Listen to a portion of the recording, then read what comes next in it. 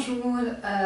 Concernant la consultation préalable, j'ai déjà dit à quel point c'est important que notre médecin puisse vous voir en personne et qu'elle puisse définir dans quel stade vous êtes dans la perte de cheveux, car il y a des personnes qui viennent trop tôt, trop prématurément pour l'implantation capillaire et on fait par exemple la zone frontale ici dans une ligne, tandis qu'en même temps sa perte de cheveux s'accélère et en un an il peut perdre tous les cheveux autour, du coup il se retrouve juste avec une ligne devant.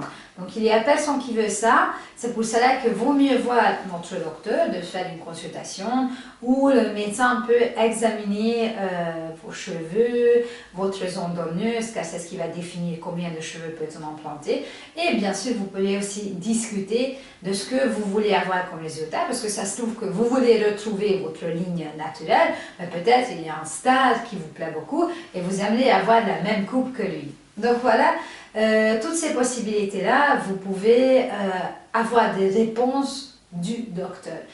L'autre chose qui est très importante, qu'est-ce qui peut encore définir si vous pouvez avoir le nombre de cheveux envisagés ou pas?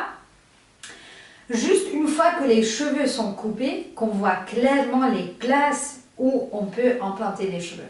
Comme par exemple, on a eu un patient qui est venu après les photos et une fois qu'il était sur place, on lui a coupé les cheveux et on voyait qu'il était rempli des cheveux de bébé, donc des petits cheveux qui étaient en train de se miniaturiser.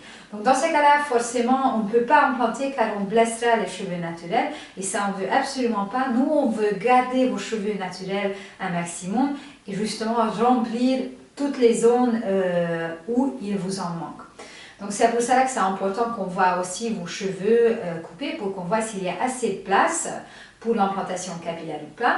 L'autre chose qui peut définir si on peut implanter le nombre de cheveux envisagés ou pas, c'est votre zone donneuse. Donc si vous avez déjà eu des interventions capillaires, si vous avez fait l'ancienne méthode, la FUT, la bandelette, il est bien possible que vos capacités, les capacités de la zone donneuse ne sont pas suffisantes pour un troisième, quatrième ou une autre implantation capillaire.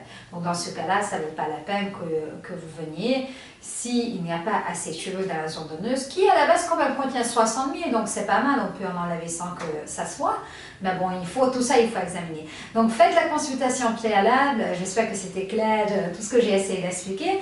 Rencontrez notre médecin, rassurez-vous qui nous sommes et comment ça se passe, posez toutes vos questions et après une fois que vous êtes sûr, lancez-vous. Vous n'allez pas regretter.